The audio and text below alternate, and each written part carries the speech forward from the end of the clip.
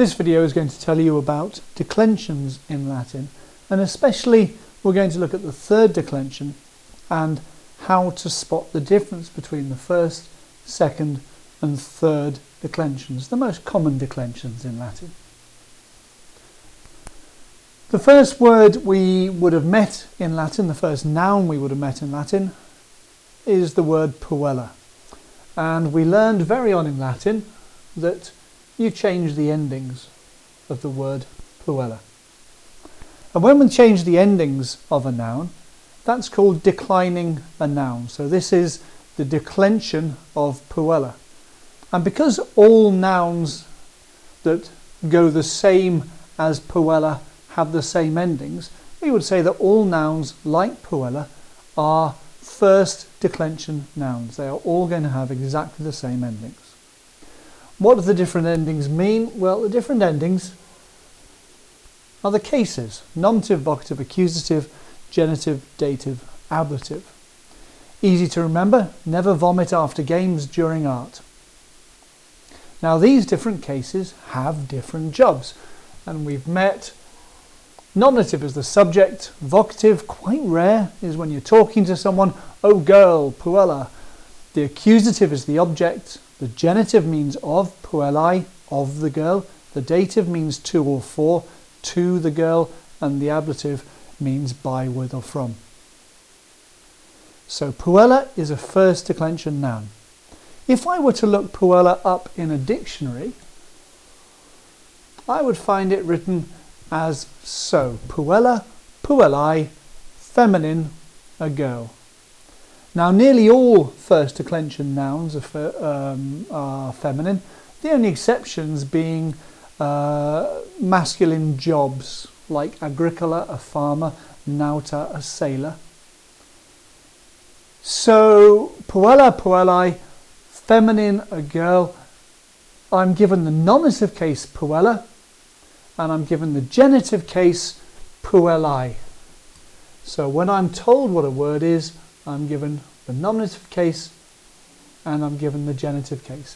And that tells me what declension it belongs to. And really, it's the genitive case that tells us what declension a noun belongs to.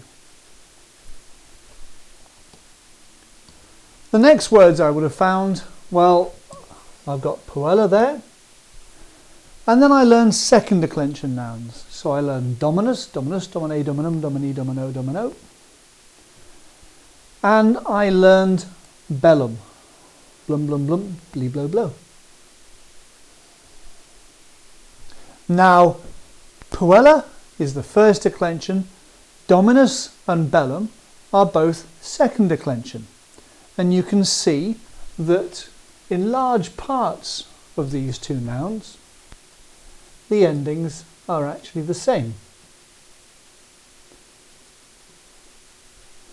The main difference is that the first three are the same, and that's true of all neuter nouns. And the second rule that applies to neuter nouns is that nominative plurals always end in A. When I classify these nouns, I'm going to follow exactly the same rules as I used before. So if I look up in a dictionary to find the Latin for a master, I'm going to find dominus, domini, and that's because I'm told what the nominative case is and I'm told what the genitive case is.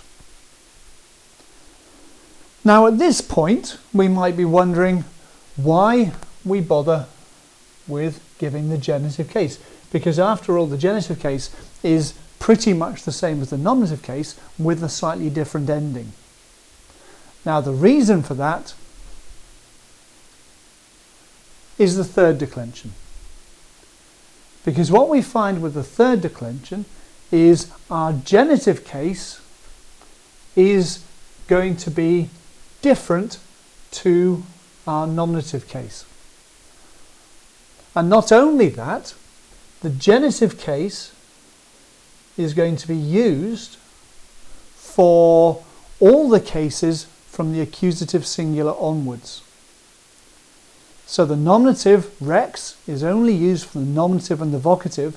After that, I'm going to use the stem reg. Rex, rex, regem, regis, regi, rege. Reges, reges, reges, regum, regibus, regibus. So with a third declension noun, I need to know what that genitive case is. I can't just learn the nominative singular. If I change that noun to herbs, well, herbs, herbis, in this case, herb is the stem. So that noun's going to go herbs, herbs, herbem, herbis, herbi, herbe. Again, you see that the stem herb from the genitive case is used for all the cases from the accusative onwards.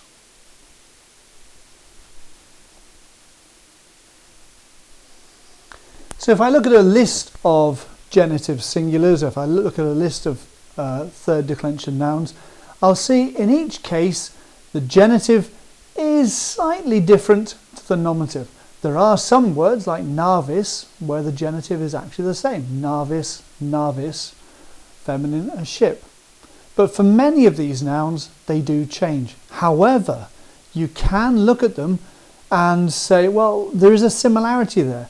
Noctis is a fairly good guess that it actually comes from nox. Not only that, but when we make English words from third declension nouns, we would normally use the genitive stem rather than the nominative case. So when we look at rex, regal, describing a king, comes from regis, not rex. Floral comes from floris, not floss. The word ducal, describing a duke, comes from ducis and not dux. We have principal from princeps. We have nocturnal from nox. And finally, we have leonine from leo, meaning lion. So, in summary then, the third declension is different to the first and second declension in that we do need to know what the genitive singular of a noun is going to be like. However, when we look at that genitive singular, if we're clever about it and we use our knowledge of English, we should be able to work out quite easily what word the genitive comes from.